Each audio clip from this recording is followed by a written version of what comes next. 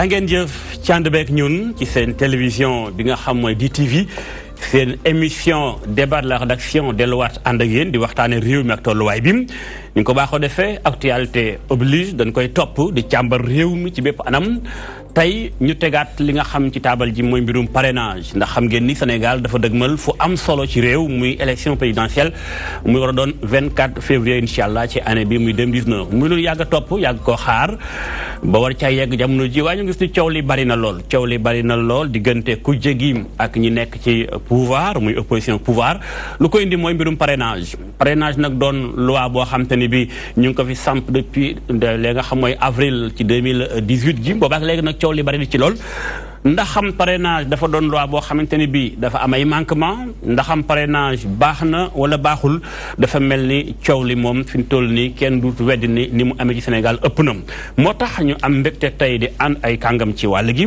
dana ca bokk ni waa POSE Mamadou Lamine Diante mi nga xamante ne bii POSE mooy plateforme opérationnelle pour la sécurisation des élections POSE moom bu ñu ko waxee kon ñu xam ni maam Adama Gueye ma nga ca biir Mamadou Lamine Diante nga doon coordonnateur adjoint bi maa ngi lay nuyu bu baax. maa ngi lay fay Modou Mbacké. ndaka waa POSE. ñoo ngi ci jàmm. yéen a ngi am position. waaw ñu ngi POSE.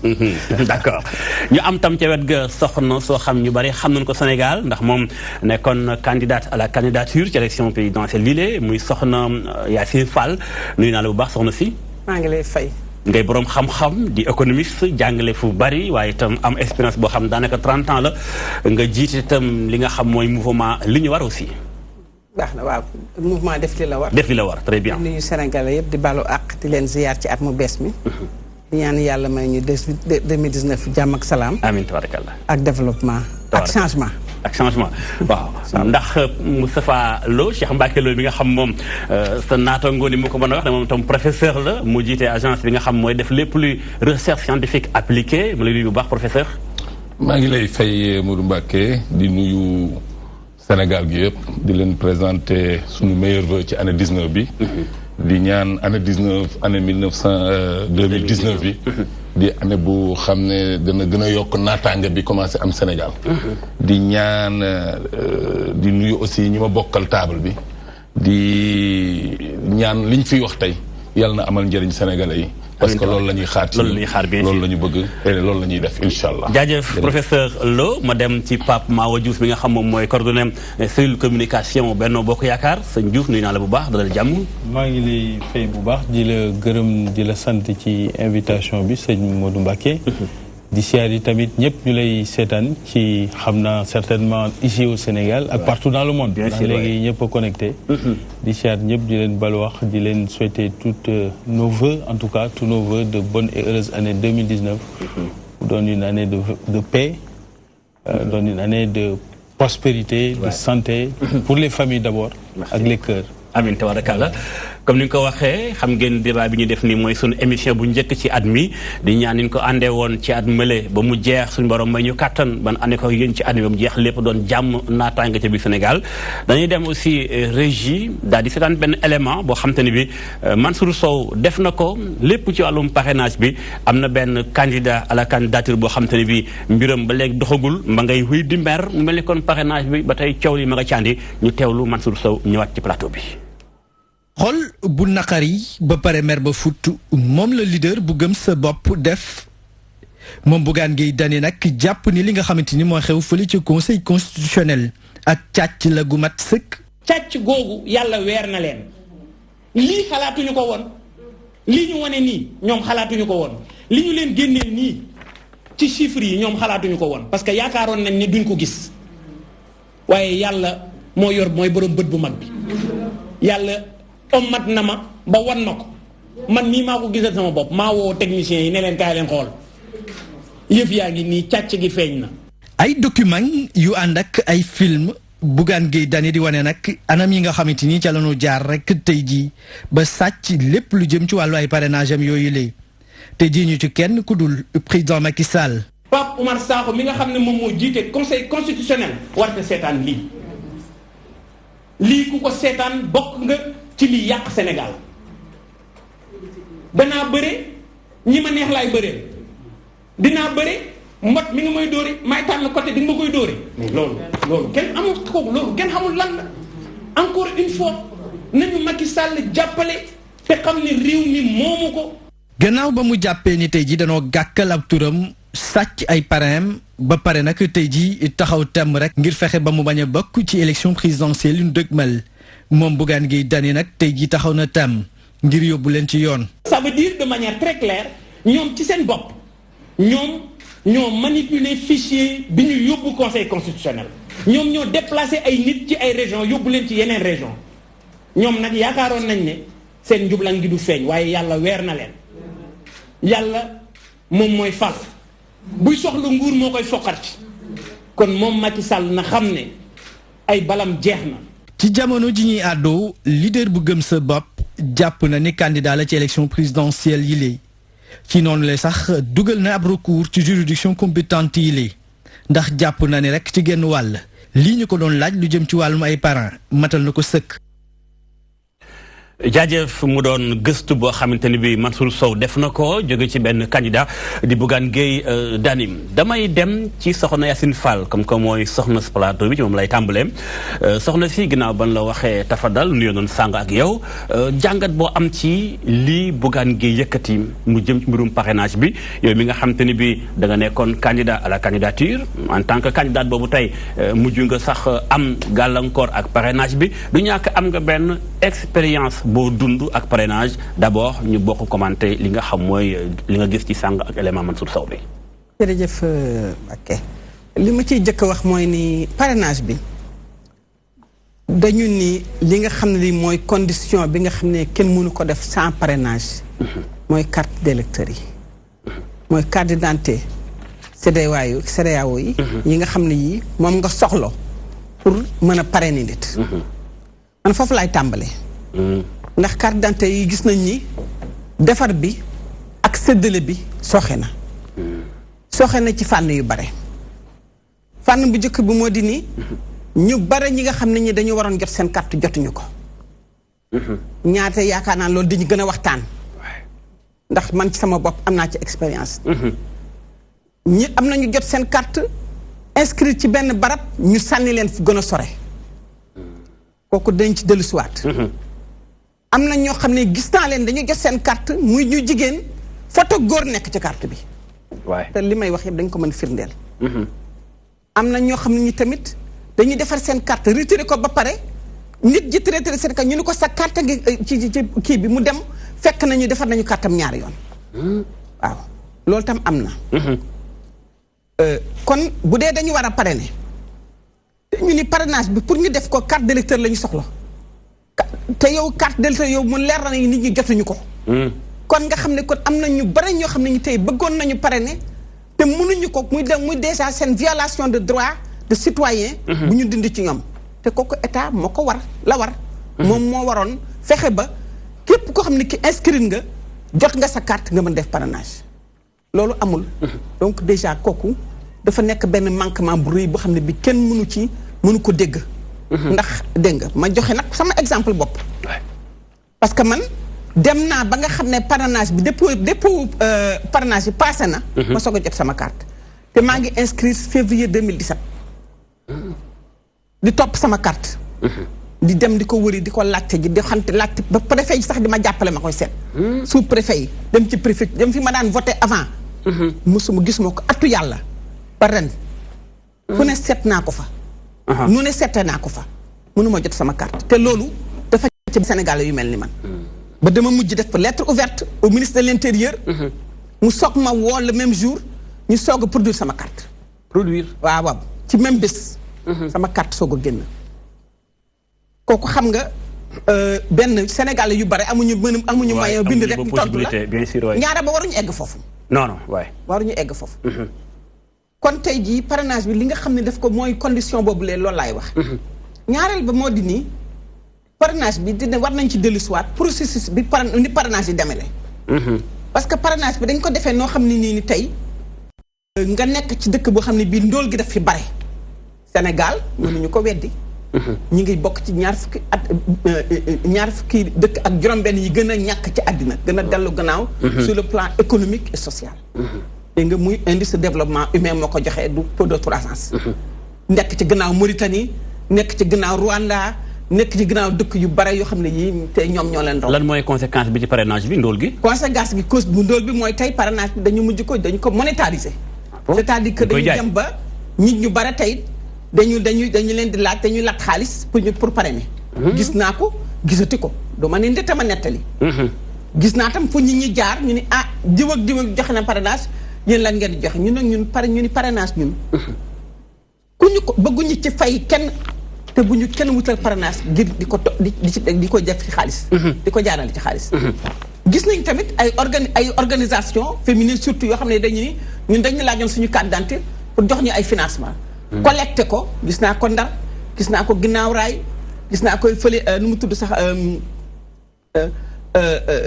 Kër Massar. gis naa ko dans la vallée du fleuve. ñoo xam ne gis naa ko Mbacké ñoo xam ne dañu collecté seen ay carte d'identité avant le parrainage donc parrainage bi non seulement li waroon am pour mu mën a awul yoon mais aussi ni ñu ko anam bi mu demee xaalis daf ci dugg. d'accord kon loolu bu amee rek déjà. ay manquement ko jàpp am na. d'accord ñu mën a dellu si nag léegi ci liste yi. nu mu demee ak dépôt kat parrainage bi. waay xëy na dama ci waxtaan ñëw léegi incha allah. mën nañ ci dellu si waat defe naa ne processus bi. loolu am na. ba nga xam ne candidats yi dañu war a dem dañu war a tolloole. départ war a am équilibre ni xaalis bu duggee. ci élection yi. utiliser même moyen de l'État. dugg ci élection dugg ci processus élection électoral rek. déjà dafay kile. gis nañ ko ba ay endroits yoo xam ne c'est des endroits publics. yoo xam ne Sénégalais yëpp ko bokk ñu dem fa defee parrainage comme foire bi. dafa ay photo candidat en l'occurrence président Macky Sall. dafa photo mu ni fàng je parraine Macky ñu organiser fa activité kon am na yoo xam ne waaye ay la yoon mënoon nañu ko éviter. mënoon na bañ a am. d'accord madame Fall jaajëf muy soxna Yacine Fall moo njëkk a jël kaddu gi yaakaar naa professeur Lo Cheikh Mbacké dégg nga li mu fi liste lépp ci ay points yoo xam te ne bii kon day mel ni loi parrainage bi. ni ko doon encadré maanaam ban ko voté dan ko mel lu ko patamee taxañ ko daal di ko yóbbu pencum ndaw réew ma mbaadu yàkkamti yàqule moom la jur ba tax mbir mi toll fii ndax boo waxee ni carte d'identité yi nin ko joxee matul da ngay bindu war a wotee Caaroy par exemple ñu yóbbu la Mbaaw wala ñu yóbbu la feneen ci fi nga xam ay gox ci biir Sénégal loolu day mel ni kon manquement dëgg dafa am ci parrainage professeur Lo. Merci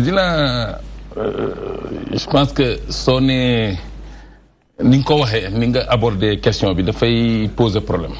donc dama yaakaar soxna si. ni nga ko waxee elle était candidate à la candidature. bien sûr waay. elle a jeté l'éponge ndaxte parrainage bi posé na ko problème kooku mën na wax ay yoo xam ne moo tax mu posé problème bi mais damay ñëw ci ñaar. li tax parrainage bi ñëw d'abord. dama yaakaar ñëpp sont témoins ce qui s'est passé ici pendant les élections législatives. amul kenn koo xam ne. rafetlu na. li xewoon ci élections législatives yi. may rappeler aussi. que fii nag dafa am koo xam ne peuple bi dañ ko jox légitimité. ne ko dañ la jox pendant 5 ans pendant 7 ans. nang nga ñu doxalal. réew mi. ba nga xam ne nag ñu ko delloo nañ la ko laajee woon. maanaam na fexe ba nga xam ne lépp li nga xam ne nañ koy def na jaar ci yoon. ñu génn ci élection législative yi mu def ay constat waaye ñëpp teg ci seen bët. ñu xam ne lii buñ ko bàyyee. dana dem ba nga xam ne dana am lu bari dana ko yàq ci élection yi war a ñëw. ñu ne déet waay. yàlla may ñu loo xam ne feeñ na fi ñëpp xam ko. muy ressources naturelles yi nga xam ne feeñ na fi. ñu xam ne ressources naturelles yooyu. lu bari mën na jaar ci ginnaaw pour am ay candidats yoo xam ne dañuy ñëw pour représenter des lobbies wala ñuy représenter leneen pour ñëw présenter. ñu ne kon parrainage bi war nañ ko proposer ñu proposer ko. convoquer leen opposition bi yëpp. convoquer ñi nga xam ne ñëpp ñi ngi langue politique bi. am ñu dem am ñoo xam ne dem nañ poser ay conditions yoo xam ne parce que dañoo gisoon lii ñëw xamoon nañ ne. bu ñu yegsee cappaandaw ga parrainage bi ñii ñuy wax ak na mu nar a demee. duñ ci mën a maanaam am na nombre de parrain bi ñu mën a wax. donc ñu woo leen pour ñu discuter ñu bañ. président de la République a fait li mu war a def. plusieurs fois def na ay appel woote na pour ñu toog waxtaan parce que Sénégal nag loolu la ñu xam. Sénégal réewum dialogue la. d'accord Sénégal dañu war a waxtaan. di juboo ci ay kàddu. Sénégal ñun ñëpp ñoo ko bokk. ñun ñii di wut Sénégal yëpp tey.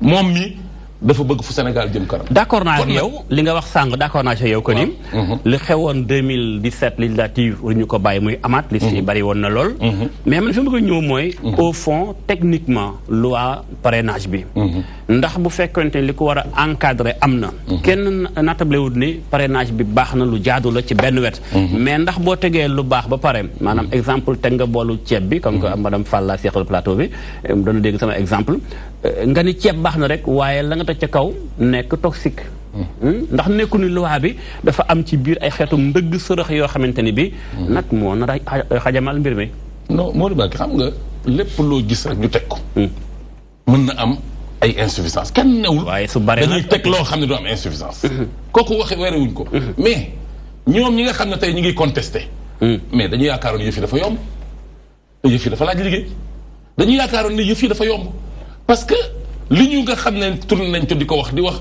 dañu jënd extra man sama bopp maa ngi woon ci terrain bi moi gis naa ñoo xam ne ñi ngi ci opposition bi doon joxe xaalis parce que c'est des gens yoo xam ne amuñu appareil politique pour ñu am parrainage ils sont obligés di fay ay jeunes pour ñu leen di wutal ay parrainage loolu moo feeñ tey ci résultat yi kii élément bi ñu teg léegi mais moom moo ne bu ñu yeb nag sénégalais yi nañu quand même respecter sénégalais yi moom moo ne fi am na 800 et quelques. waay 800 et quelques. mille parrains. 800 000 parrains. ba pare ne constaté na ko par huissier. waay ñëw tey bi ñu defee ba validé. il se retrouve avec moins de 30 000. mais nañu waxante dëgg c'est parce que deful liggéey bi amul appareil bu def liggéey bi ñi am appareil bi def liggéey bi def nañ liggéey bi te boo xoolee. xoolal bu baax ñi nga xam ne tey ñoo jàll filtre bi ñu si bari. c'est parce que dañoo am appareil ñi amul appareil yëpp filtre bi da leen téye parce que dafa laaj liggéey boo xam ne da nga ko war a def ci population yi nga xam ne tey ëllëg ñoom nga bëgg ñu jox la légitimité pour nga jiite Sénégal d'accord kon nag nañu vraiment delloo xol yi ni ko président waxee man d'accord naag moom bu ñu ko meree c'est le président de tous les Sénégalais. D'accord. Il doit prendre des décisions. Et jël nañ décision. waxtaan nañ ci nit ñi.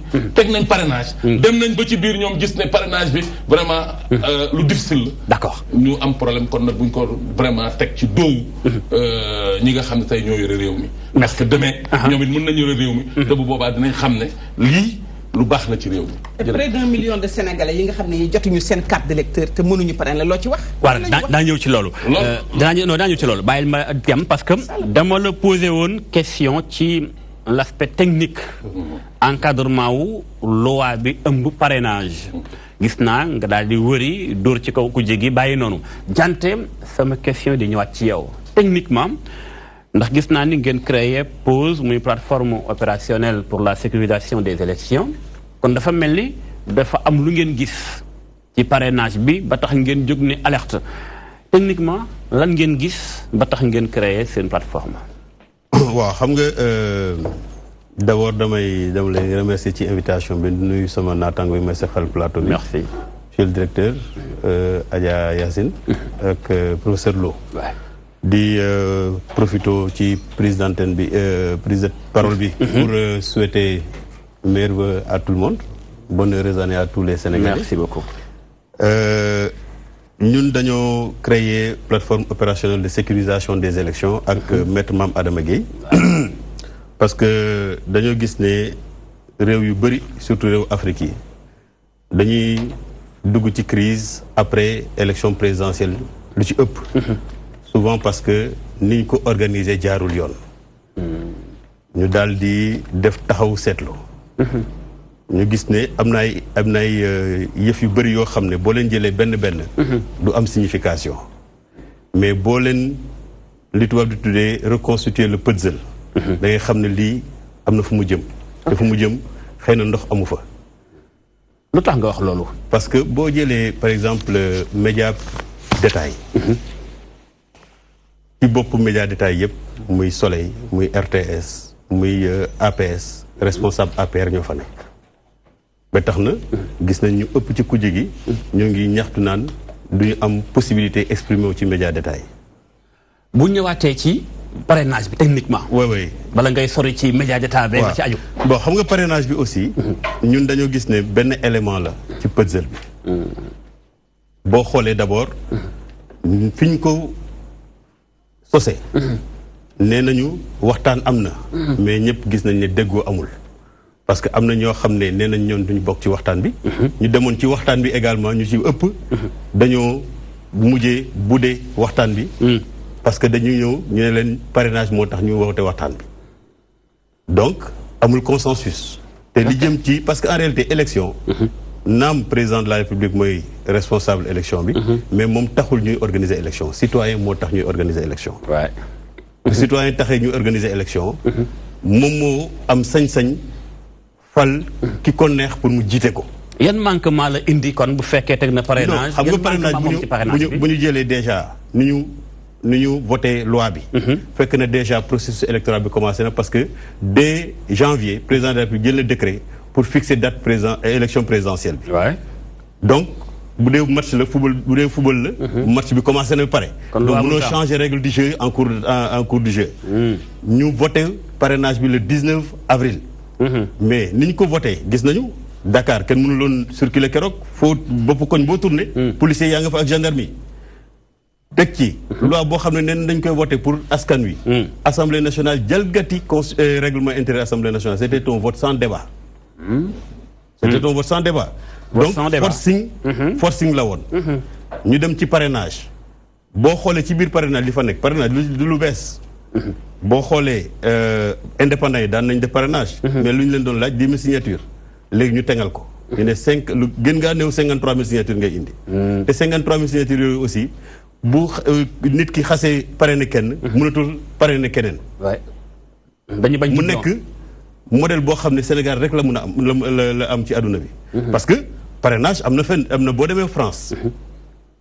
parrainage am na parrainage des élus ban façon parrainage la ñu am parrainage des élus mais bu ñu xoolee foofu ñooñu nga xam ne seen attachement ci démocratie bu dee dafa nekk loo xam ne day éliminer ay nit kon Front National du mës a bokk ci élection présidentielle mais bu dee Sénégal fii kaawu parrainage Sénégal damay wax waaw allez-y rapidement boo demee foofu ñi nekk ci nguur gi moo xam socialiste yi la wala républicain yi la léeg-léeg ñoom ñooy permettre seen i maire ñu parrainer Front National pour que débat démocratique bi am sens mais fii li fi nekk mooy bu ñu demee bu nit ñi demee dem defi parrainage li indi coow li yëpp parce que nit ñi nee nañu loi la voté nañ ko président de la République promulgué nañ ko nañ ci dem mais bu ñu demee bi ci ceppaandaw gi gis nañ ne application bi dafa poser problème fan la poser problème déjà ñu ne yow dañ lay natt li ñu lay nattee mooy fichier électoral mais yow mënoo jot ci fichier électoral loolu benn point la démb may doon waxtaan ak benn waay mu ne ma man coow li laa comprendre lan la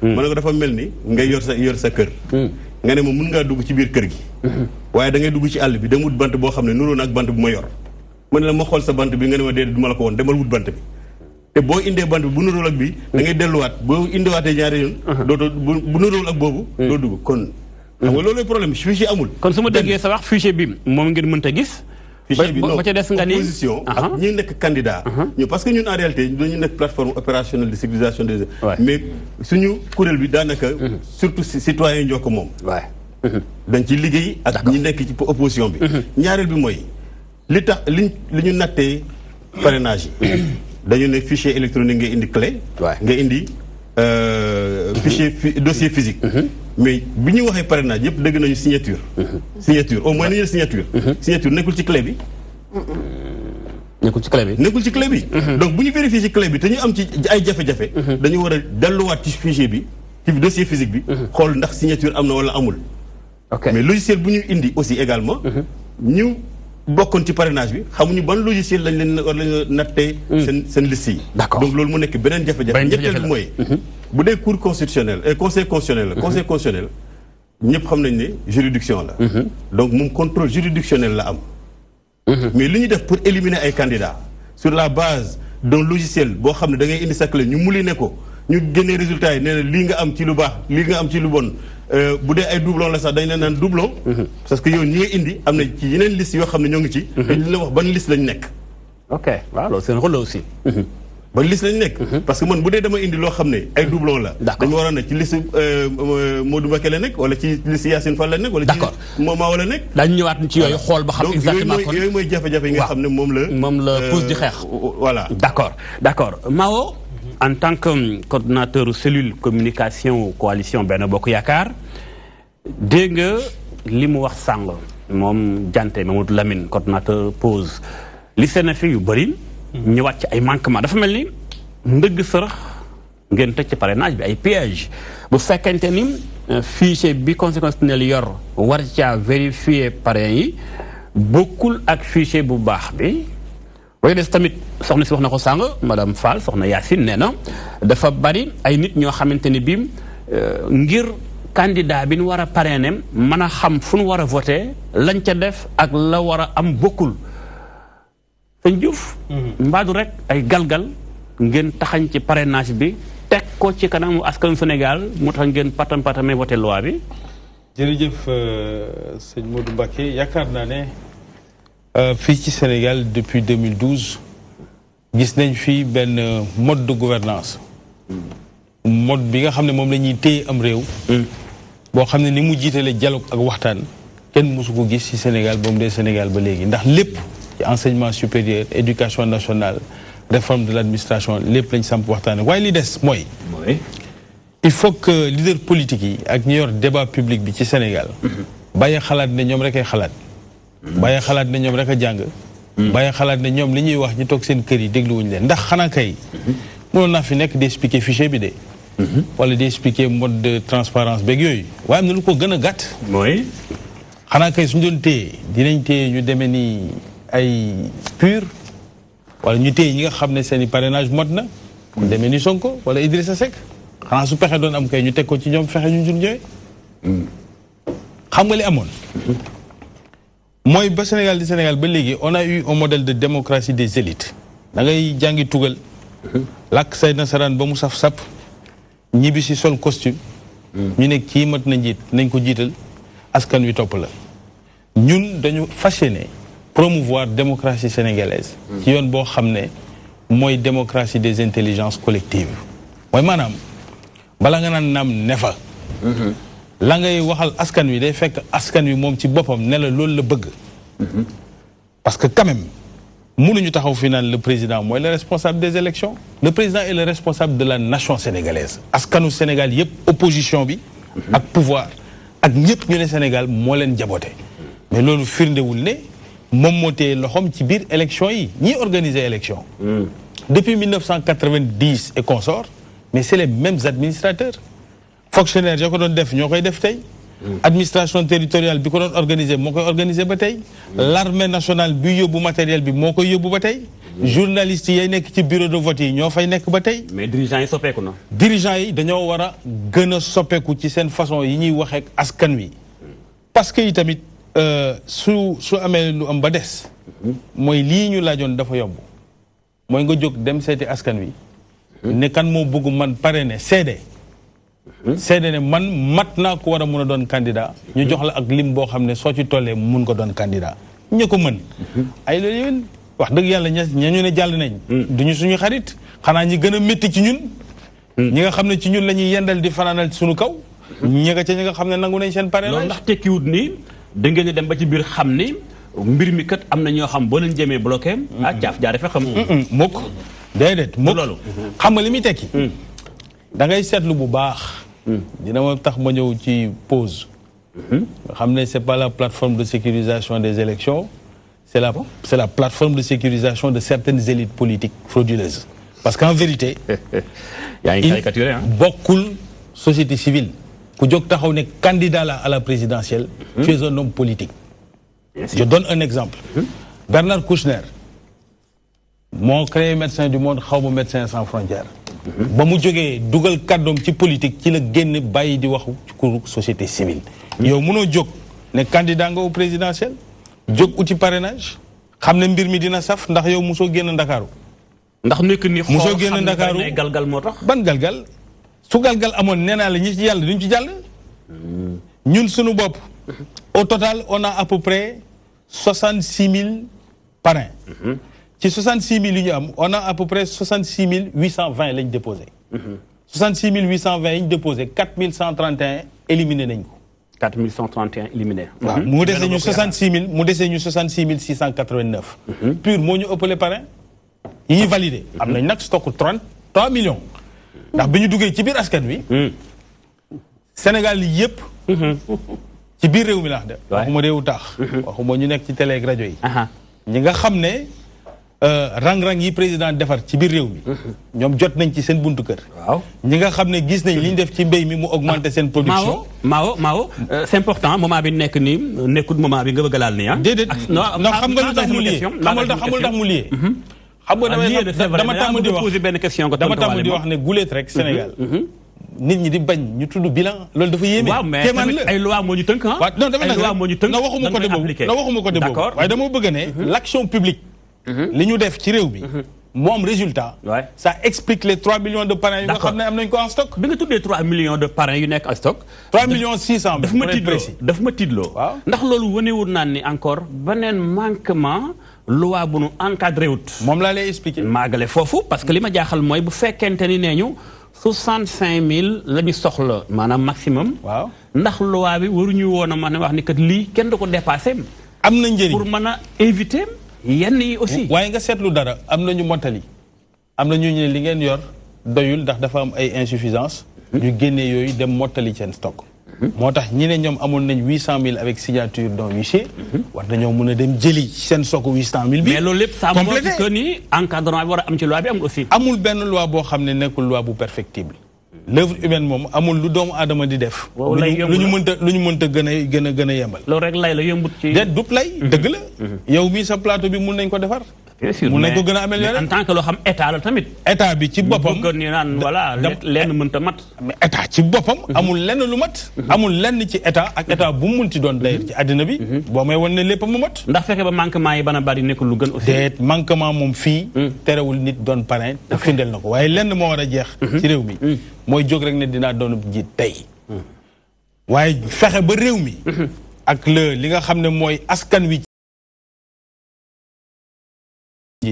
war nañ ko mën a def candidat au présidentiel loolu war nañ fa toll ndax it nag su yàggee problème bi ñu nar a am mooy organiser élection ci boppam ci réew mi ndax te bu ñu fàtte ne 139 téeméer ak fanweer ak juróom-ñeent ci candidat lañ amoon téeméer ak fanweer ak juróom-ñeenti candidat nan la ñuy organiser élection yi ci réew mi waaye fi mu toll nii mel na ni dinañ am nombre boo xam ne dina équilibré dina permettre aussi le débat pluriel nit ñi mun a wax nag enfin ku ci nekk li nga ëmb lan la su dee am nga loo xam ne moo gën liñ fi def ñu taaj ko waxtaane ko ndax ñun loolu la ñuy laaj depuis juróom-ñaari at d'accord nañ ñu wax ñoom lan lañ mun a critiquer ci li ñuy def ak lan la ñuy proposer lu gën li nga xam ne moom la ñuy def su ko defee xëj na su candidat yi wàññeekoo d'accord pëccoxoo gi dina gën a dal ñu mun a waxtaan ci li nga xam ne mooy nan la ñuy améliorer conditions sénégalais tey d'accord ak ëllëg aussi également madame Fall Yacine dégg nga li professeur Lo wax ak ki nga xam mooy Mao moom jàpp na ni parrainage bi li ko tax a jóg ma nga ca rôle am mi ngi koy joué peut-être que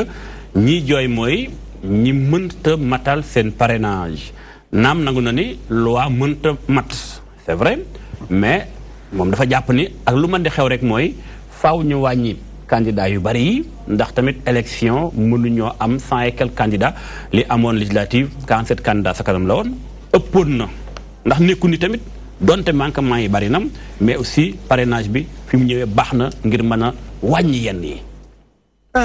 am naa yaakaar ni am na yeneen pexe yu ñu mënoon jël te ma joxe ñaar rek. comme. benn bi mooy ni parti politique yi bare yi.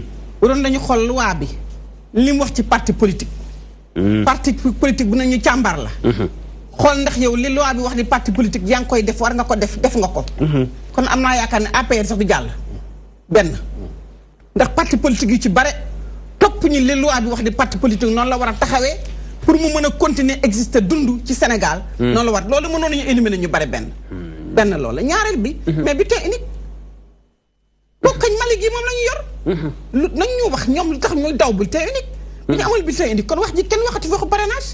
bu dee dañuy rek candidat yi dañuy bare. te dañuy imprimer bulletin yi dafa jafe. dafay jël xaalis bu bare. mais nañu indi bulletin mais nangu wuñu ñoom tontu. ci question bi ñëpp di laajte boobu ba léegi lu waral ñu éliminer bulletin unique. te bëgg a indi loolu. kon xam nañ ne am na yeneen pexe yoo xam ne bu ñu ko defoon tey candidat yi dinañu wàññeeku. ndax parti yu bare danañ leen éliminer. ndaxte topp ñu yoon bi li mu yoon wax di parti loolu la war a def pour continuer exister. pour yow parrainage bi lan la mën a yàq carrément lan mooy inconvénient wu parrainage bi fi mu dëgmal élection présidentielle. parrainage bi xam nga ñun loi dégg nga dañu génne janvier 2017 loi électorale dafa taxaw wax li mu wax Sénégal yëpp dégg ko président de la République génne ko ñu toog ba mu am at ñu génne ñu dugal beneen loi xëy na kon ñoom seet nañu seen biir na takk seen i kook ba xool ne kii kat buñ ci dugalee buñ amulee nuñ ci dugal dañu am ñu galgal dina am candidat yoo xam ne ñu suñu xol ñaaw nañu bu ñu leen bàyyi ñu dem dinañu sonal mbaa ñu gagné ñu ne nañu indi beneen la parce que luñ ci dugal mooy ni foog nga nekk électeur pour nekk candidat kooku lañ ko dugal loolu mooy code électoral code bu bees bi dugal ci nag mbirum parrainage te xam nga dugal mbirum parrainage mooy ci dégg la waru ñu rek xool ni du question doole y a la financiarisation des partis politiques bu amee président de la république boo xam ne bi dañ ko jox caisse noire weer wu dee ñu jox ko juróom-ñaari téeméeri million ak juróom-ñett ak lu ko ëpp 730 millions dinaa ñaan pen bi millions ak fanweer ak te nga bàyyi ko pare président Sall yi ci ñëw ci parrainage bi xaaral rek bay ma parce que kooku mu nekk xaalis boo xam ne dañ la koy jox mu nag juróom-ñaari at juróom at moom sax jum nañu juróom waaye juróom-ñaaral léegi mu jum ko mu ñu def ko weer wu dañ ñu fayal la ko mu nekk kees goo xam ne dañ la ko jox yaa ko moom kenn la ko laaj nga juróom-ñaari at tegle ko di ko yore sa premier ministre noonu sa président assemblée nationale bi bokk ak sa ministre de l'Intérieur ñooñu kooku bu amee xam nga bu parrainage amee ñun ñu xam ni mu demee déjà dina weng nga jóge ci may ma rek nga jox ministère de l'Intérieur jox ko te ñi la jiitu woon ñëpp bu doon ñi nga def tey defuñu ko xëy na amaana doo jàll ndax dañu indi ministre dañu indi koo xam ne ki dafa neutre ñu teg ko fi mais ñun dañuy ministre de l'Intérieur jox ko ministre mu jóge ci mu ni man damay def yëpp pour parti au pouvoir ba ma bokk gañe wax ko Sénégal yëpp dégg ko mais kooku président de la barki dem mu nee na mosul wax ni Ousmane Ngom na wàcc mais dégg nañu génn nañu kase bi yow dégg nga ko ni déjà kooku wax waxeet la Sénégal yëpp dégg nañu président de la bi mu nee man mosuma wax ni Ousmane Ngom na bu mu nekk bu mu yore élection en tant que ministre de l'Intérieur génn nañu fu mu waxee ni analyser ko expliquer ko wax demande bi mu am wax ŋàññi ko ni Ousmane Ngom nañ ko tegge en tant que ministre de l'Intérieur mu bañ a nekk yore ministre yore affaire élection yi kon tey y a un problème de deux poids deux donc parrainage bi su duggsee ñëpp xam nañ ne gàggal lañ fi teg pour tere parce que tey jii Mali gi ñu dendal rek 500 signatures lañ leen laaj nga jël ko ci élu yi mais pourquoi ñu leen laaj 60 000 bari na pour yow ba ëpp bari na ëpp na parce que tey du question ñàkk appareil rek de teg ko question toog Ndakaaru tamit ñun dañoo wër Sénégal jël suñuy moyen personnel ku ñu laajte fu ne dem nañ fa waaw alors teg ko nag ci anam ci yoon ni duñu laaj ñu signature boo xam ne bi da nga ko koy fay dégg nga dañuy laaj signature boo xam ne programme doy na la mais nag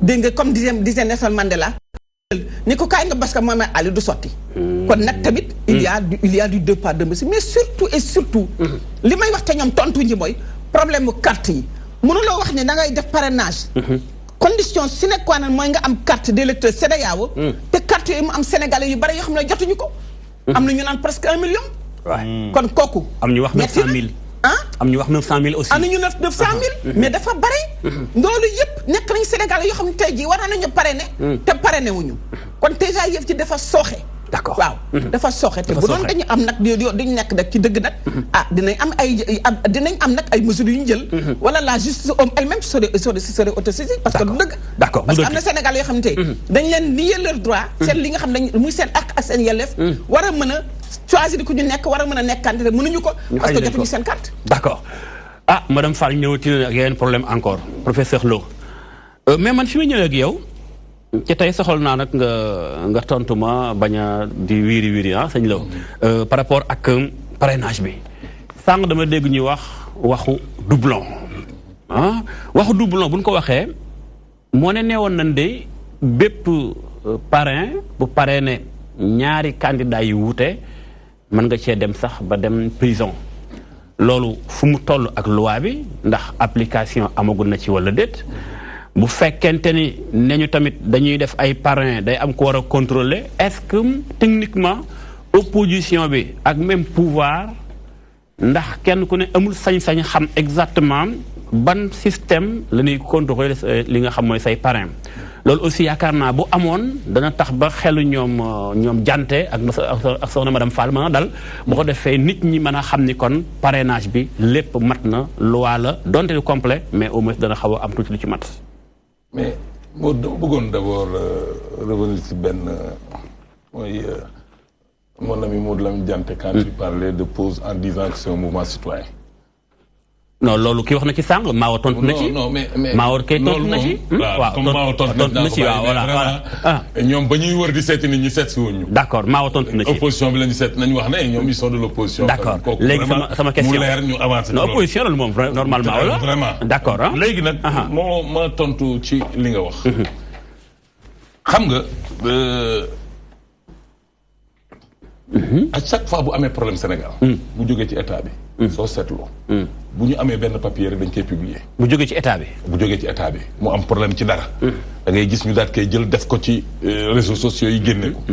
est-ce que gis nga bi ñu génnee PV yi jógee parrainage bi est-ce que gis nga kenn ko publier seen PV yi. xam nga lu tax duñ ko publier. parce que ça a été très clair. mais les magistrats étaient présents. le mandataire bi nga xam ne moo nekkal candidat bi mi ngi taxaw. ñeneen la société civile était présente. donc vérification yi ñuy wax te pendant toute la durée bi ñuy vérifier déggoo kenn ko wax ne vérification yi jaarul yoon. parce que ni nga leen xamee ak ni ñu mën a yuuxu. suñu demoon nu fekkee ne woon am na problème dee ñi ñuy njëkk a jël. dañuy génne problème ne wala yuuxu ne problème am na mais déggoo ñu wax ko. parce que mënuñu ko wax parce que niñ ko tegee dafa leer nañ. on a dit le mandataire est présent. les magistrats ñi ngi fa ñoom ñi nga xam ne ñoo yore conseil constitutionnel. plus maintenant ñi nga xam ne ñooy société civile. kon nag affaire yi loolu moom dafa leer nañ. fu jaar fi ñaar te doo gis man maa la ko wax doo gis ñu publier seen PV yi. duñ ko publier parce que xam nga lu tax. parce que ñoom ci seen bopp. xam nañ ne réellement ce qui s'est passé réellement mooy que dañu demul ci askan wi. dañoo jël ay booy jël ay nit jox leen ay këyit da leen dem leen wutal ñu ay parrain. ñun nag dañu wàcc en tant que responsable. dem doxi dugg ci kër yi. waxtaan ak nit ñi. jël seen waxtaan wan leen li nga xam ne am na ci réew mi. pour ñu pare nañu. c'est ça qu'il faut accepter. maintenant nag. xam nga c'est très beau jël lépp xëpp ko ndeysaan les magistrats de conseil constitutionnel. vraiment métti na. vraiment yërëm naa leen trop. parce que li leer ba leer. mooy que ne ñoom que la loi. ndax yërëm nga leen yërëm nekkul ni yéen waa pouvoir yéen ko teg coono boobu ñoom conseil constitutionnel ndax bu fekkente ni ku jógi nee ñu logiciel bi nga xam te ne bii ci leen ni càmbare parrain yi lënt na ñu waxaat ni fichier am na ñu ko wax ko mel ni Mbut Ban wax na ko nee na fichier original bi ñu ngi ko dëxëñ ci barab jox conseil constitutionnel fichier boo xamante ne bii du bu complet loolu moo tax mu bari ay rejet bari ay candidats yoo xam instant bi seen parrainage mënut a jaar yoon aussi. gis nga loolu boo indiwoon sax neutre. teg ko. les fichiers bi baaxul. xam nga problème bi mooy. li tax ñoom ñu dawoon bañ a bokk ci concertation yi. c'est parce que xam nañ ne fi ñu jëm dafa leer. te gis nañ les prémices. yi nga xamee ne teg nañ ay jalons yoo xam ne président teg na ko yoo xam ne leer na leen ne. élection yi jëm. vraiment day maanaam dafa leer nañ parce que population yi aussi. mais nañ leen respecter. les populations ñi ngi ñuy xool ñi ngi ñuy déglu. et ils vont prendre leurs décisions su fekkee ne ñun li nga xam ne tey ñoom wax nañ ko ci parrainage bi doxul mais nañu xool dinañ ko gis. li leer ba leer sàng de madame Fall nee na. bi ngeen def seen parrainage da ngeen a convoqué yenn askan wi ci ay consultation gratuite. daal di leen di convoqué ci ay financement. daal di récupérer seen ay këyit ak yooyu ak seen données personnelles daal di koy xëpp ci parrainage bi. loolu accusation def seen kaw la ñu bëgg. ñu bañ a jege askan wi. organiser des consultations gratuites. jege askan wi. waaw waxtaan ak jigéen yi toppatoo leen ay financement loolu. jël seen signature. xam nga gis nga. am na jigéen ñoo xam ne jotuñu jot financement. dañ jël carte d'identité téye ko ñu fay 1000 francs sax. waaye kenn joxu leen dara ba tey jii. te ñooñu mën nañ leen wane. xam nga madame Fall d'accord. xam nga ña ñuy jox. pour ñu parrainer. dañ lay jox nga signé. dañ lay jox fiche de parrainage nga signé. mais xanaa nag moom du ne nag vraiment ñi ñuy signé loolu dañ leen di signé loolu. waaw mais xam nga loolu moo tax. xam nga loolu moo tax. mën naa ci wax tuuti. xaar tuuti après ba ñëw ci yow waaw madame Fall. voilà moom bu waxee pare rek dama bàyyi man. non doo bàyyi nga wax xam nga Falleen day pàng. voilà Falleen la parce que loolu moo tax mais. dama la bëgg a wax ne rek. gis nga. nañu respecté Sénégalais yi. ñun ñëpp dañu bëgg Sénégal jëm kanam. mais nañu wax dëgg Sénégalais yi. nañu dem ci élection yi. parce que lii mu wane. mooy que ne créé nañ ba nga xam ne le nombre de candidats bi ñu nar a am dana raisonnable. danañ mën a organiser sereinement des élections. maintenant Mbadou kaddu Mouhamed Abdoulaye Dione ga premier ministre mi ni woon duñu am lu ëpp 5 candidats fa ngeen nar a dëggal. xam nga loolu. gis nga loolu nit ñi dañ ko bëgg a jël daay mais 5 candidats ma ne. loolu la wax ne mun a tombé. non Mbadou ngeen amoon benn projet bu ngeen tegoon rek ni li leen bëgg a. ne 5 candidats la ñuy éliminer. mais maa wax na la ko bu doon loolu dinañ xool ñun ñi ñuy éliminer. waaw ñoo xam nag moom boo leen jéem am na ñoo xam ne kenn mu leen éliminer. dama ne homme politique yi fii laay wax nañu dellu si suñu xel nañu d'accord ne parrainage bi baax na am na nag yoo xam ne war nañ ko corriger kenn weddiwu ko amul benn loo xam ne dinañ ko def mu parfait d'autant plus que muy parrainage c'est la première fois ñu def ko au Sénégal mais c'est normal mu am ay affaires yu ndaw yoo xam ne danañ ko gàllankoor mais loolu au fur et à mesure on va corriger mais nag kenn mënul ne dinaa def loo xam ne day parfait à 100%, nous ne le disons pas. Nous ne disons pas que le parrainage est parfait à 100%. Mais dañu ne li ñu def à 95% wane na ne parrainage bi ça a permis ñu nit ñi dem ci population yi wut seeni parrain ñëw présenter seen candidature kon nag loolu nañu vraiment préparer élection yi dem d'accord et puis ku nekk xam ne loolu la yàlla dogal ñu dem ci loolu yàlla dogal jërëjëf Dianté moom de nee na loolu yàlla dogal dafa mel ni yéen da ngeen a jàpp ni du ndogalu yàlla waaye ndogalu Macky Sall la xëy na ci wàllum parrainage bi moo tax ngeen créé seen pause encore une fois mais li ma jaaxal mooy am na lu mu wax maa wata wax na ko sàngam te mooy bu fekkente ni ñoom dafa am lu ci ñàkk a leer kon du am plus de 4000 et quelques parrains yu benn bokk yaakaar yu nu invalidé bu fekkoon dafa am lu ci ñàkk a leer tamit kon daañu éliminer xëy na candidat yi nga xam te ne bii ñoo gën a saf par rapport ak pouvoir bi nga xam daanaka dañu ko jàpp sax ay noonu loolu lépp boo ko boolee ban argument la pose mën a am yéen ñi regroupé ñu bari ci ay candidats yi nga xam da leen a recalé argument bi lan la ci kanamu sénégalais yi ngir ñu mën a comprendre que ni parrainage ci moom baaxul ci argument clé bu leer nañu. waaw d'abord damay préciser que pose bu ma nee ay citoyens la ëmb c'est au-delà des partis politiques parce que COS M23 du candidat Y'en a marre du candidat Sénégal bu ñu bëgg du candidat donc ñun waxuñu ne dañu waxtaanuñu ak pouvoir bi parce que en réalité lu ñu fi gis mu ne la gàllankoor élection yi ñoom waa pouvoir yi ñoo ko def mais ngeen dem gis leen ñoom waa pouvoir ñoo ko def ngeen dem gis leen boole leen ci au moins lu tax ñu leen di gis parce que ñoom dañ ko tëral pour mun a jalgati élection yi te Sénégal li mu am ci wurus mooy jàmm ji bu ñuy wër ci kilifa diine yi di leen naan ñaan leen jàmm am baax na mais li ko gën mooy nga doxal jàmm d'accord loolu leer na léegi sama question par rapport ak léegi nag parrainage bi maître Mame Adama Gueye foog ma tontu ci quand même waaw fi léegi li nga tontu baax na non déglul maître Mame Adama Gueye bu dee parrainage la moo ko njëkk def fii te réussir ko en tant que candidat indépendant en tant que candidat léegi nag nettali sa génti borom am na li ci wolof wax waaw borom de moom wax na li tax mu arrêté course à la présidentielle d'accord mu dem ci loolu léegi nag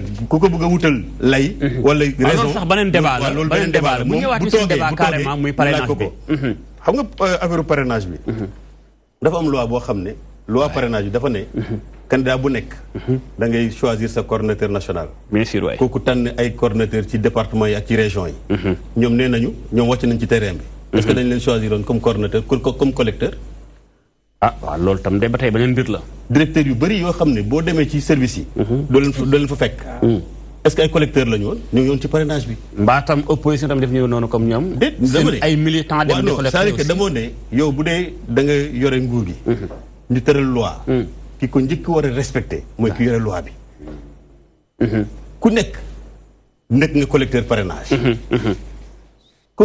conséquence sociale lu muy indi ci kanam tuuti dinañ ko gis parce que mooy lan lu muy indi xam nga bu ñu demee benn kuy wote da ngay dugg ci mbañ gàcce nga woteel ku la neex tey jii ñu ne fang ni diw mën la parrainel dina indi yenn situation ci relation xel day xaw a ñaaw non ci relation ci nit ñi am parce que man bu ma dëkk ak yow nga jóg dem parrainel Yacine Fall te nga war ma parrainel xam nga dafa am benn kii alors que boo demoon ci bureau de vote dugg ci mbañ gàcce bi woteel madame Yacine Fall te woteeloo ma du ma ci xam dara ok da nga bëgg a poser problème mu li ñu duppee secret de vote waaw beneen bi mooy damay ñëwaat ci li xew conseil constitutionnel ñoom dañu ne da ngay wut liste ñoom ay formulaire lañ jox nit ñi. ñu dem ci askan wi ñu parrainel la. ñu signé. ak clé. léegi nag bu dee contrôle bi dafa yem képp ci clé bi. li nga indi ci kayit. clé bi mooy numérique bi. ñu jël logiciel boo xam ne waxtaanewuñu ko pour d'accord ci. ñi jóg pour dem wuti parrainage waxuñu leen ne bu ngeen indiwaatee seen liste yi logiciel bii moo koy contrôler. kon foofu la problème bi nekk aussi maanaam dafa am na benn fichier boo xam day nekk numérique. am fiche boo xam day nekk physique. mais ñoom duñ contrôler physique bi dañuy dem ci numérique bi. te boobu du am signature. ñu mouliné ko li ñu naan dañuy mandataire bi day représentant moo ñëw. mandataire bi moo déposé dossier yi. mais représentant candidat bi la ñu convoqué. muy indi clé bi. muy indi fichier bi non mandataire bi moo indi woon. clé bi mais bu ñu koy contrôler. représentant la ñu wax. ah même moom. non représentant ndax représentant nekkul am na ñoo xam ne nekkul ne candidat bi koy choisir. non non dañuy nekk en même temps mandataire nekk représentant. voilà am na ñoo xam ne noonu. moo gën a yanu maanaam mooy indi clé bi. mais ki indi clé bi. ki ni indi clé bi. bu ñu convoqué représentant xamuñu ndax moom mooy représentant nañu convoqué yow mi indi woon clé bi. mais loolu ndax nekkul ni yow candidat bi comme que yaa ko defoon mandataire. am nga choix tànn fu doon gën a dal xel. parce que man bu ma la joxee sama clé nga fanaan ak moom. bu subaa nga jóg ne ma sa clé bi lii la lii moo ci nekk. xam mën na tey xel mais bu ma ñëwee indi sama clé. yow bu dee balance nga yor mooy logiciel bi. nga dugal ko sama kanam. ci saa si fi ma taxaw. nga dugal ko sama kanam moo gën nga denc ko. ok foofu lu ñàkk daal wóolu gi tàmbalee. lu ci am problème rek. ñu ne yow clé bi nga indi nii lii ak lii moo ciy problème. kay bu boobaa dina kii te logiciel bi tax bi ñu utiliser pour vérifier ndax parrainage bi baax na wala baaxul. waxuñu ko nit ñi avant wax ma sa fichier bi. parce que fichier bi loi bi dafa jox parti politique yi. parti politique yi. ñu mën a am accès ci fichier bi pour contrôler la tenue du fichier. mais amuñu. loolu amul ñëpp Sénégalais yëpp dégg nañ ministre de l'intérieur ne. mun nañu wax ba suba duma leen jox fichier bi. léegi nag fichier boobu nag article 11 fichier boobu nag au-delà des cartes d'électeurs bi kii wax xam nga dafa am benn mission d'audit du fichier électoral. bu produire rapport. rapport bi dafa ne fichier bi 6 219 446 inscrits moo ci nekk. mais ñi jot seen carte yi effectivement. avant élection législative yi. 3 421 138 ñoo jot seen carte. mais léegi avancement na aussi. mooy ci fichier bi. non dama ne législatif. c'est comme si. ñaar ñu bindu ci fichier bi. kenn rek moo ci jot. carte d'électeur. te yéen pour ngeen am seen parrain yéen a ngi war a basé wu ci fichier électoral bi. ñi nekk candidat bu ñu mu bëggee am parrain. carte d'électeur lañ leen wax. te carte d'électeur yi amul. ñu bëri amuñu woon seen carte d'électeur. loolu benn problème la. bi ci des mooy. bu ñu ne administration mooy organiser élection yi waaw. benn administration boobu bi ñu gisee en 2000 ne problème am na. opposition yëpp dañoo mànkoo ne nañu tànn benn ministre de l'intérieur boo xam ne. bokkul fenn. moo fi indi. général Cissé lu ci topp. Abdou Diouf dem na. pourtant administration moo doon organiser. xëy na bu général Cissé nekkuloon Abdou Diouf du dem. bi 2012 jotee. opposition bi yëpp dañ ne bu Ousmane Ngom organisé parce que PDS la bokk. mu des ministère de l'intérieur. mais ñu jël ministère ñu créé benn ministère chargé des élections. conséquence bi mooy lan. Wade dem na. loolu lépp nag boo ko boolee ndax kon Macky dana jaar fi Wade ak Diouf jaaroon. tey jii administration boobu. direction de l'automatisation du fichier.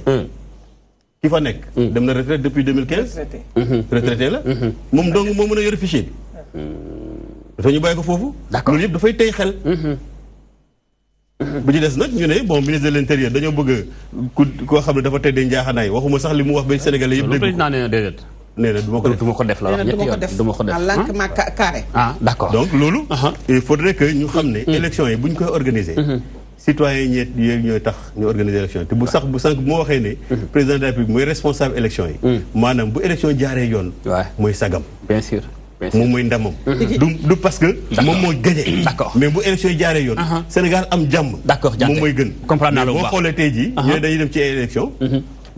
parce que loolu aussi bokk na ci loo xam ne ñun dafa attirer suñu attention. moment bi nga xam ne ay étudiants ñoo ngi leen dàq 40 000 étudiants ñu dàq leen ci ñëwaat ci yooyu non au même moment ñu dem indi ay équipement anti émeute.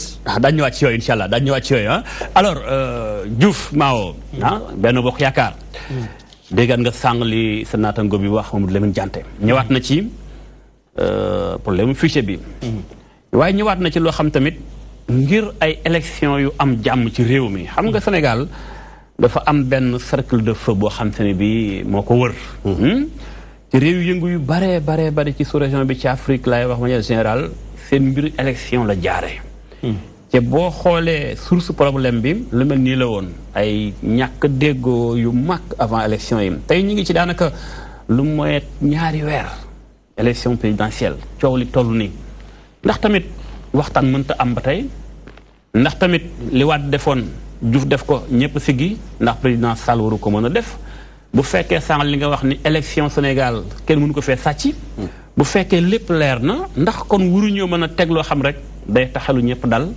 beneen arbitre bu neutre ñëw arbitre làmb ji ñuy bëre fiche électorale bi opposition bi di jooy ñu war caa mën a teg bët ndax boo jëlee article 11 ak L bi nga xam mooy article 48 ba tey am na fu nu waxee bee wax 15 jours avant élection yi bii wax ni bépp parti waaw bii wax ni bépp parti bu taxaw war ngaa mën a teg bët fiche électorale bi le fichier est accessible en ligne gars yi nañu ba baaxut xam nga fichier yi ñoom li ci li ma ci doy waar mooy fichier yi sax dañoo bëri ci gémmiñu nit ñi ñii nee nañ benn la ñii ne ñaar ñii ne ñett am na sax ñu naan juróom ñaata moo am fichier benn fichier am Sénégal anamu te musul am feneen fu mu nekk à la direction de l'automatisation du fichier ñëpp a ko xam fichier boobu at bu jot moom révision ñi am majorité pour voter ñu dugal leen ci ñi décédé ñu génne leen avec une composante de la diaspora terminé wala boog ñoom ñi gis ñetti fichier yi nañ leen ko wax yéen taskatu xabaar yi ngeen dem woon ñu fuñ ko gisee xam nga loolu aussi il faut ngeen def ko il faut ngeen laaj leen ñoom ñu gis ñaari fichiers yi fan lañ ko gis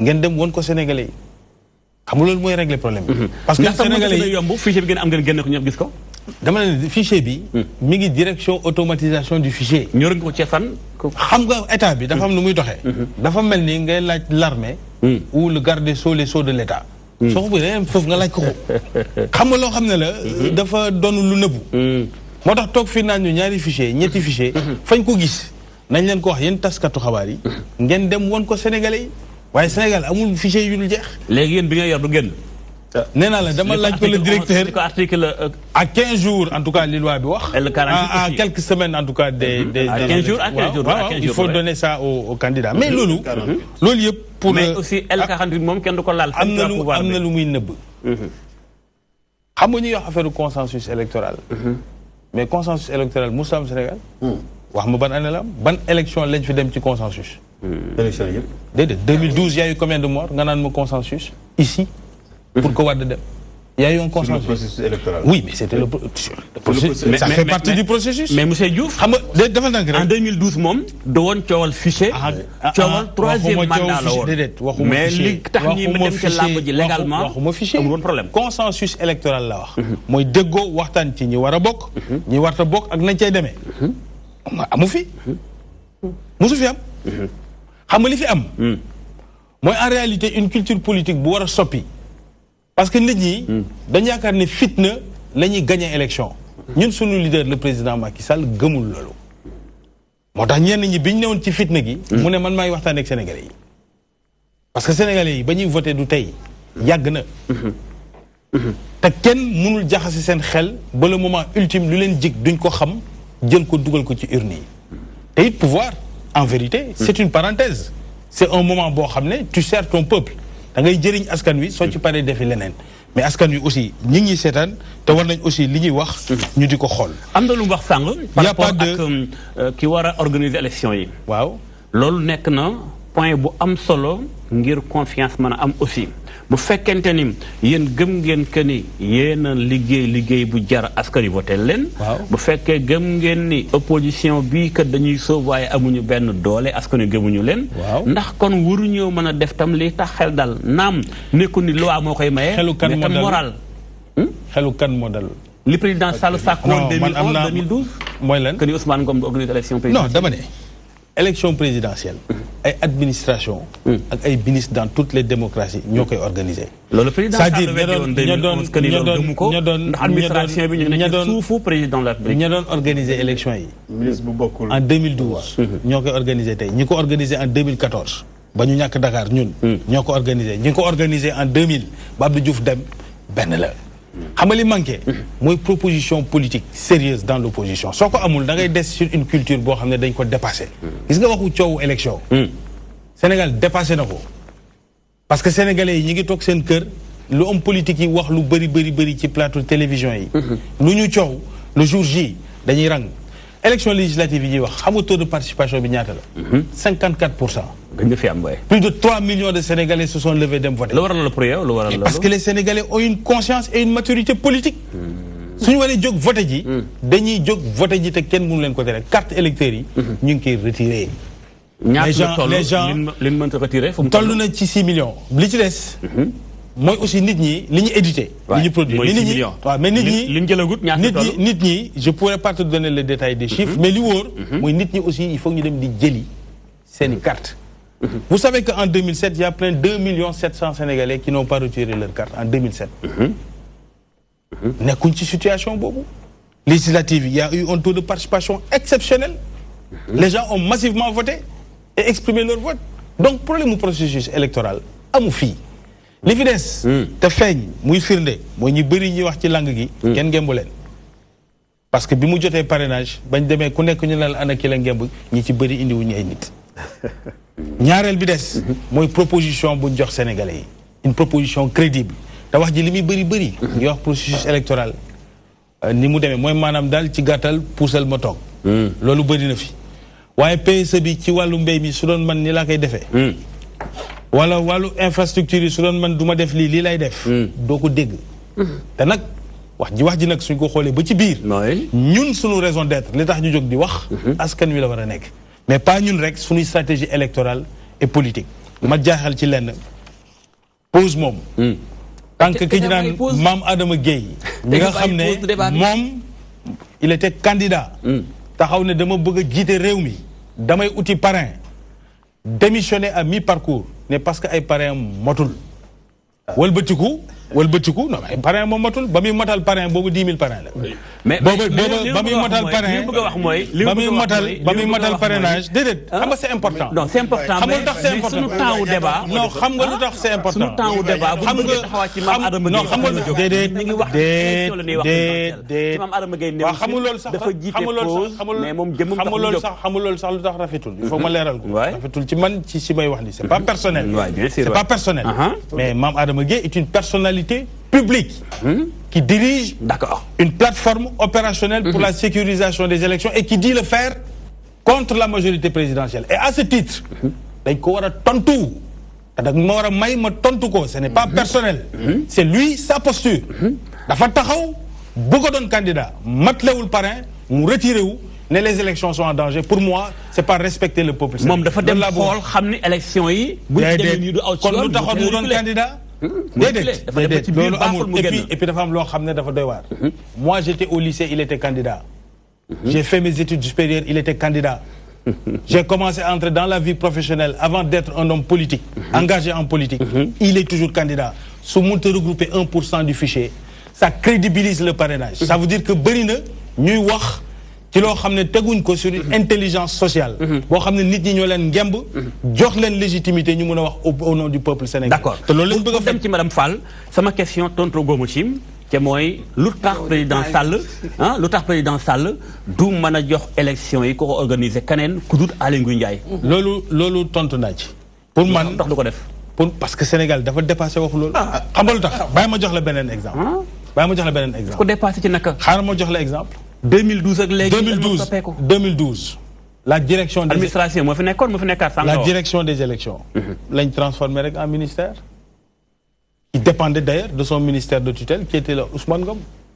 La réalité de l'organisation élection ci réew mi du ab président de la République moo koy organiser marax ci dolli pour jeexal bureau de vote yi mais ñëpp fa ne 2012 2000 2014 avant conseil constitutionnel di joxe résultat yéen taskatu xabaar yi joxe ngeen résultat yi te résultat yi ngeen di joxe ak résultats yi conseil constitutionnel di joxe.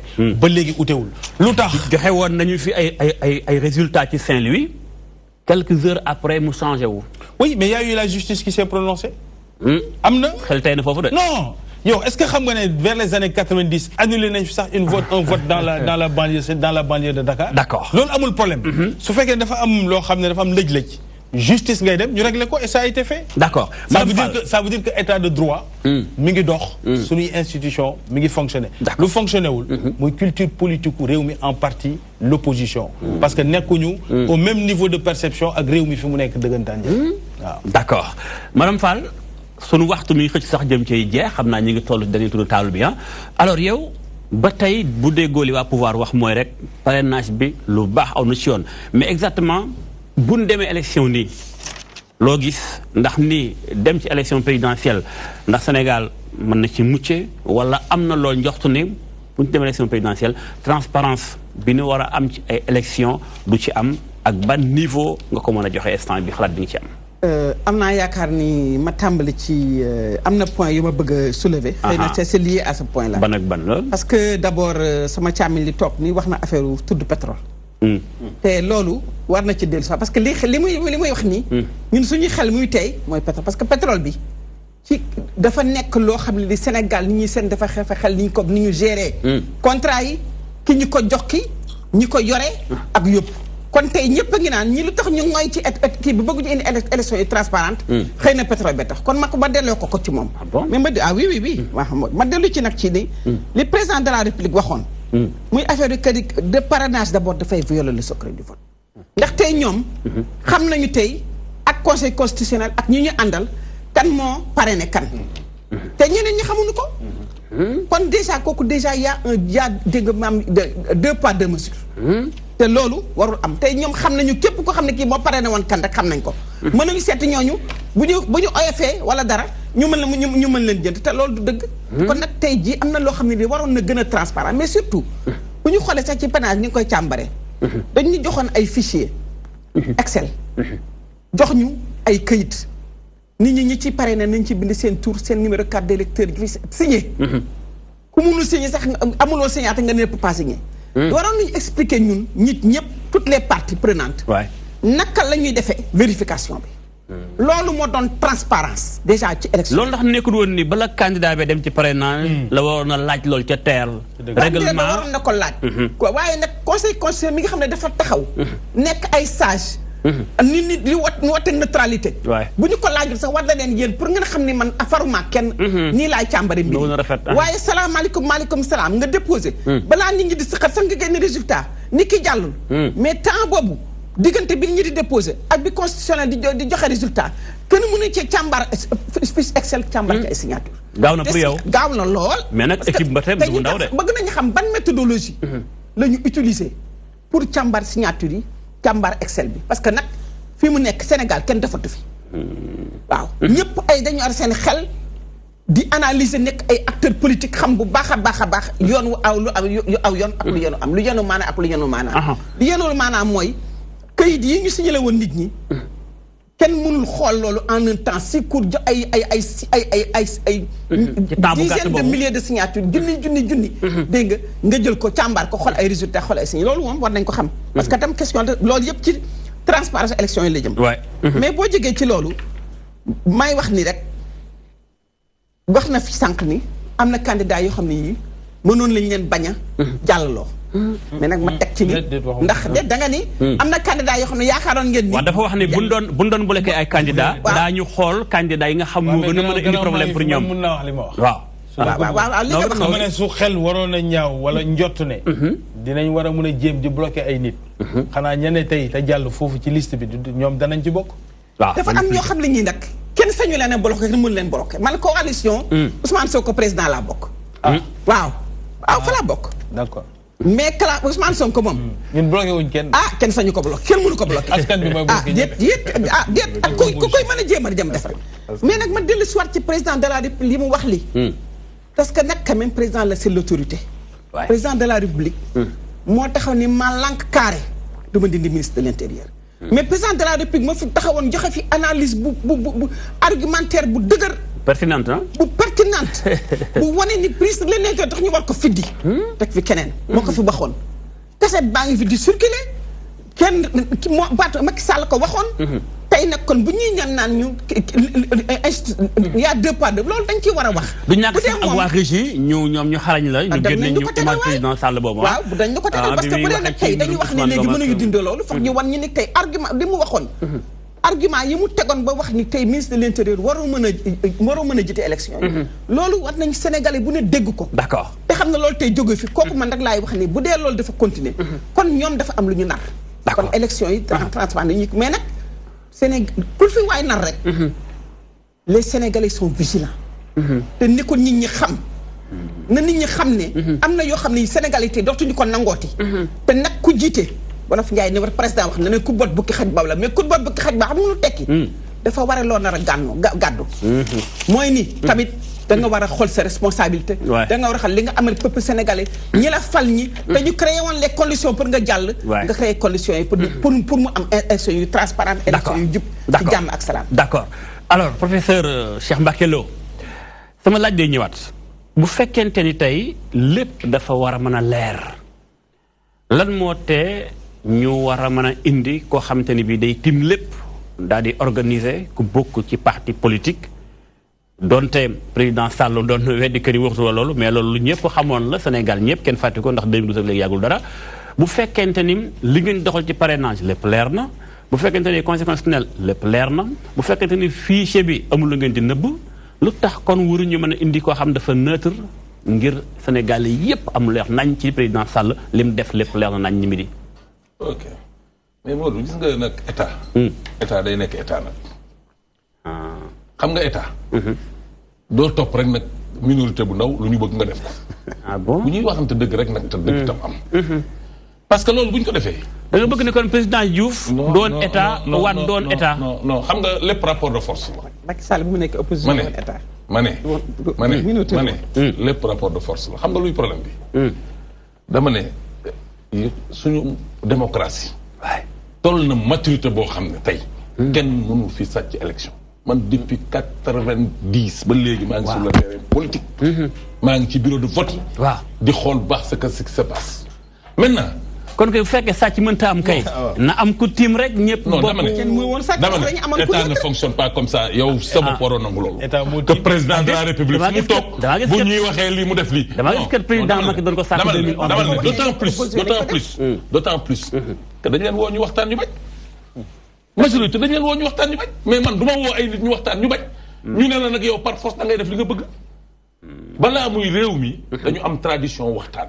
réew mi de tout temps fu mu méttee dañuy ñëw toog waxtaan trouver des solutions mais ñaata appel lañ def ñoom ñu bañ ne duñ ñëw ñaata appel ñëw nañ lanu gis xamuñu ko ñu gaaw delluwaat loolu gars yi wax dama ne même ñëw ba am na ñu ñëwuloon dama ne la déglu ma rek mu ñëwoon dama ne mais ñëpp ñëwoon nañu ñu ñoom rek ñoo fi opposition am na ñoo xam ne ñu ngi ci opposition bi participer nañ ci processus électoral ba fu mu yegg ça aussi bu ñu considérer rek ñenn ñooy opposition parce que opposition bi aussi dafa am parti yu bari yu ci nekk donc li nga xam ne moo am solo nañu delloo si xel yi nañu waxtaan Sénégal moo ñu ñor ñun ñëpp population yi ñoo ñu ñor li ñuy xeex suba teel ba ngoon dañoo bëgg réew mi jëm ci kanam li ñu gis dal na xel nañu toog waxtaan dem ci élection yi dal na xel nañ dem ci élection yi bu ñu paree wax dëgg yàlla ñu dem boole ñu ñëpp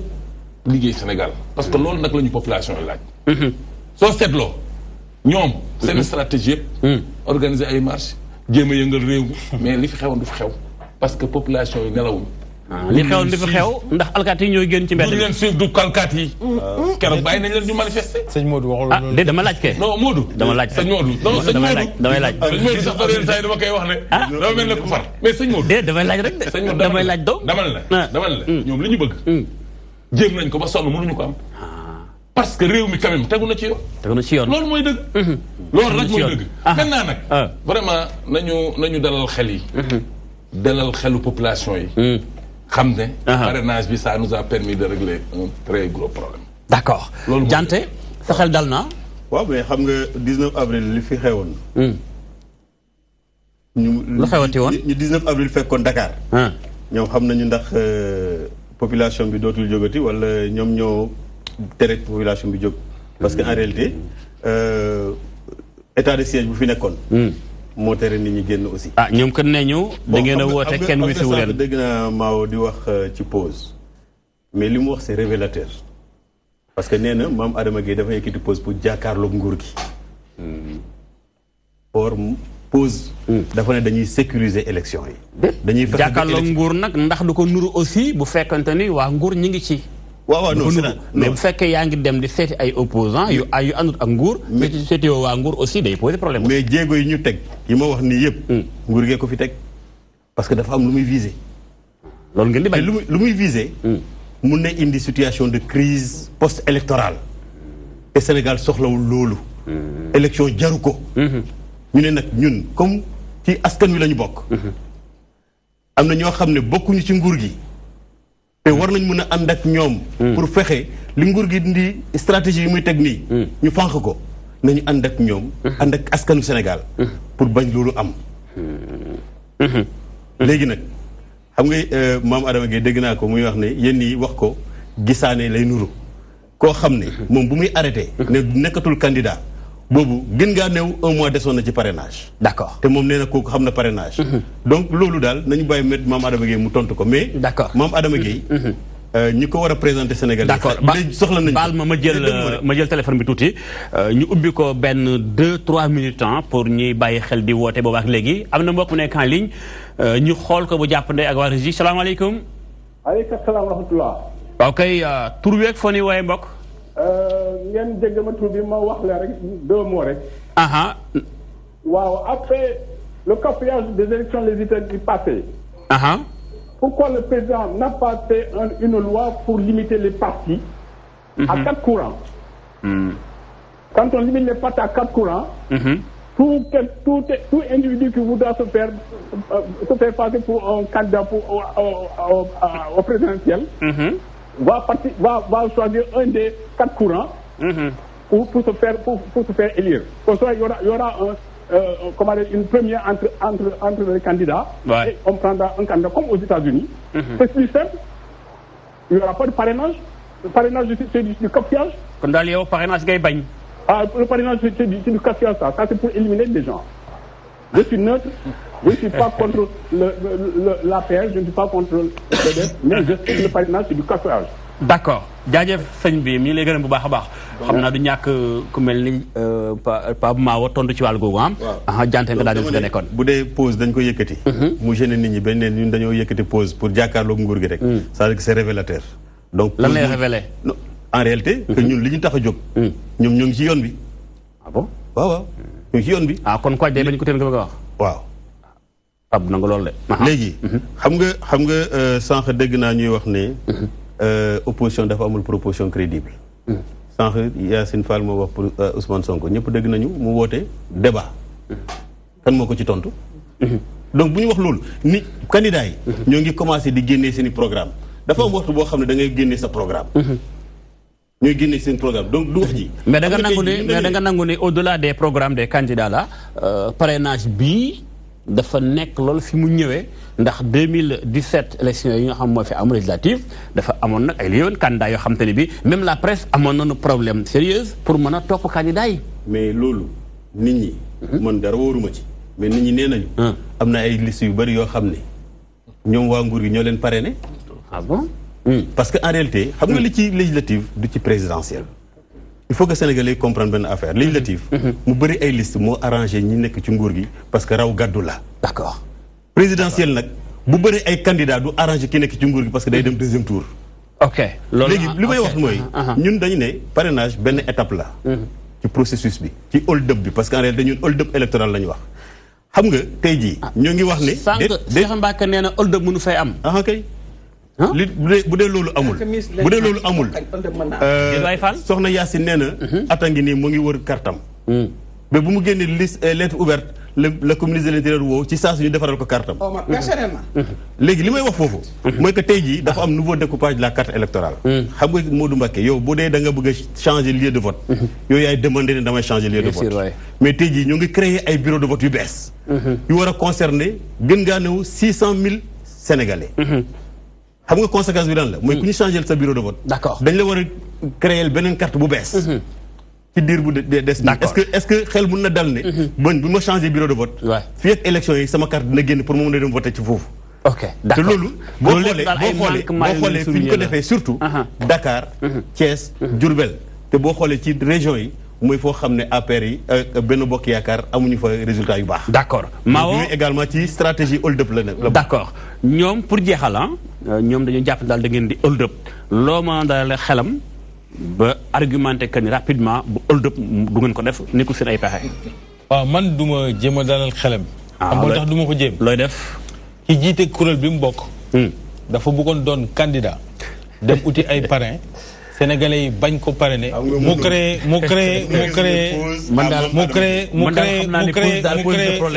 créé ab structure. bàyyi ko bu yeggale xam naa ni moom.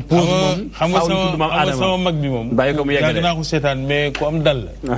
ndax mu jaaxal ma trop mu xaw a yëngu. mais ki jiite structure am. dafa doonoon candidat. uti parrain. amul parrain. ba mu amulee parrain xam ne mbir mi kat ren du noy. mu dem uti loo xam ne dina xajamal. li nga xam ne mi ngi niroog. mais victoire bu magu président Macky Sall lay doon. du opposition bi yëpp du Sénégalais yu bari. ak yéen aussi kuréel bi mu jiite laax rek. d'accord pour li mu jot a wax. Sénégalais yi xam ne moom mi doon wax. ki jiite kuréelam.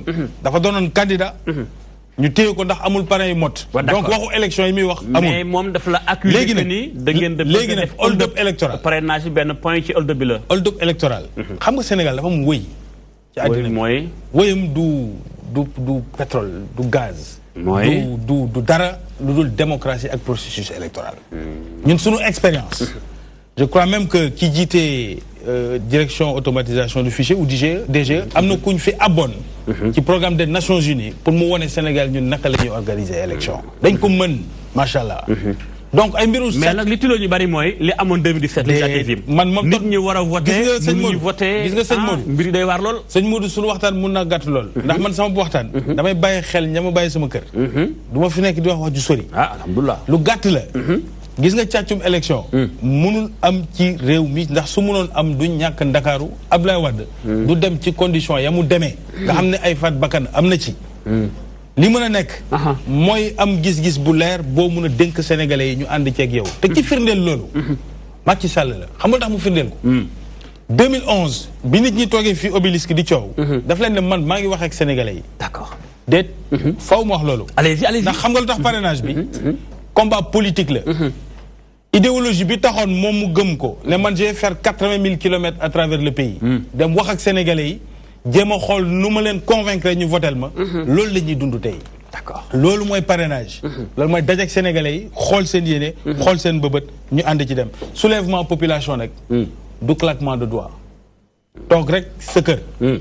xool ba mu neex la. photo su gars yi ne ñi neexuma ne damay fete suñu jigéen ñi déedéet. soulèvement gëm naa ne askan bu bugg a soulever wu. amul benn état bu ko mun téye ci àddina. te du yéen ñii yéen a may weddi. par contre liy yëkkati état boo xam ne askan boo am maturité démocratique la ak maturité politique. day am pas-pas ak sérieux am profondeur ci réew bi. mu leen di yëkkati loolu gisuñ ko fi. par contre. au-delà des programmes dama ne ñu critiquer li ñu fiy def. parce que kenn du porter critique ci li ñuy def. su fekkee ne les politiques publiques yi ñu conduire. am nañ lu ko gën. nañ ne ñoom dinañ ko remplacer. déet c'est permanent. beneen débat loolu d'accord ma ñu ne période électorale lañ koy wax. loolu opposition. du man de Sénégal moo aaye li nga bëgg a wax. déedéet waxuma loolu de mais léegi sama question. waxuma programme bi de ak yow dama bëgg ñu daan ci benn question ak yow. sànq maa ngi naan la dalal xelu askan nga ni ma non du ma dalal xelam. ndax déedéet waxuma askan mi de dalal xelam moom pause laa wax. ndax ñoom seen taxawaay dafa particulier. léegi dañ la tuumaaloon ni ñoom hold up ngeen di waaj nga argumenté que ni hold up mënu fi am. ma ni la législative yi nga xam moo fi amoon yi passé. mal organisation day nekk équivalent hold up. loolu nag ñu war a wote wuñu. loolu nag parrainage bi bokk na ci li mu faj wax nga ko sax yow sëñ Modou yow sa bopp. nee nga yéen journalistes yi amoon ngeen problème pour topp candidats yi. ça c'est vrai 139 candidats au présidentiel di ngeen leen mën a topp. ak ku am sa xaalis rek fu ne nga jëlee ko fa xamuñ foo ko jëlee. état nag mooy nga ñëw def caution. doon candidat loolu tam mën nañ ko nangu. déet. d'accord dañu ne nañ waxtaan. ñi bëggoon a waxtaan ñëw waxtaan. ñi gedd waxtaan wi ngir la nga xam ne ñoom ñoo xam lu tax. ñu gedd. ñu waxtaan yeggali. d'accord yeggali liggéey bi ni léegi balaa ngay doon candidat. 6 millions yi. ci fichier bi. di nga ci am 1%. entre 53 000. d'accord ak 68 000 quelque chose comme ça. 1%. 58 000. loolu. ku ne am nga légitimité. d'accord bu nga dem am au moins 2 millions de votants. la moindre des choses mooy nga mun a am 1% boobu. d'accord et loolu lañ def te loolu amul dara lu ci ñaaw. d'accord bu dëgëral démocratie sénégalaise merci beaucoup jëmal ko Pape Mahawa xanaa rek ma honoré jox cër bi soxna si mu tàggoo parce que temps bi njëtt nañu résine ñu ma temps bi jeex na. jërëjëf mais tàggoo dama lay may. waaw quelques secondes nga tàggoo rek. quelques secondes rek di tàggoo. wax yàlla voilà. di wax rek ni. parité bi nag mi ngi bëgg a métti. waaw non xam nga. parce que moom moo tijji moom moo tëj. mooy tëj waaw. donc sëñ Modou. cër la fi cër la fi cër la fi garaawul bàyyi lañ ko. waaw yow li nga wax ëpp. ah bon li nga wax ëpp waaw. dama ci teg rek rapidement waaw. ñaari fan rek. ni Sénégal comme li mu wax de booba ba léegi rek. ñun ñëpp moo ñu ñor. proposition de programme bi ngay wax ne amul. ñun dañu am proposition de programme. mais defal naa ko rek dama la wax nga tëj tàggoo. ci débat bi. vous voulez mitrailler les terres.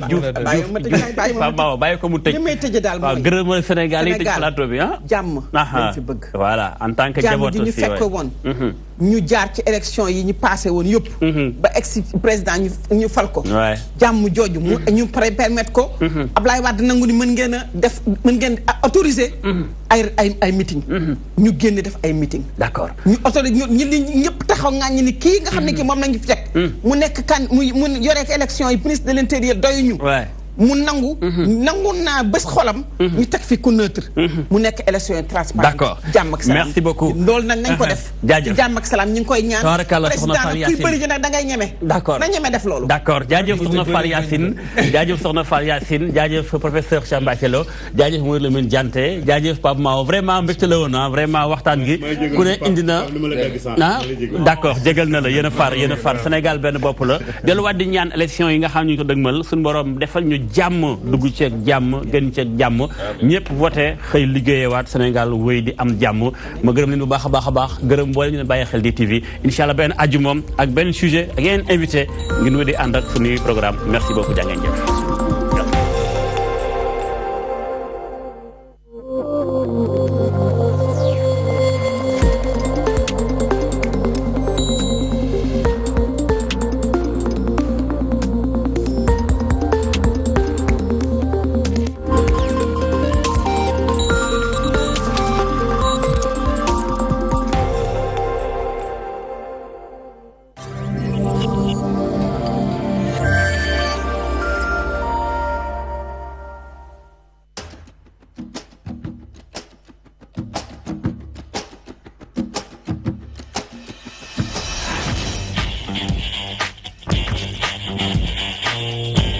Impitoyable de la haute couture, Maria Gianni est toujours la meilleure.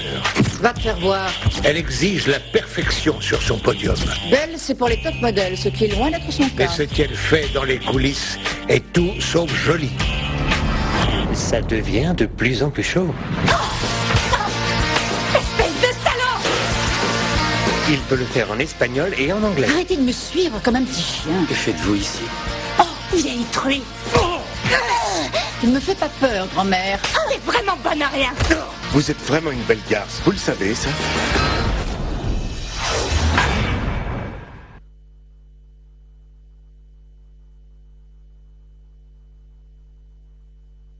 La saison 2018-2019 de la NBA arrive doucement mais sûrement. Et vous pouvez vivre les soirées chaudes de la NBA sur DTV.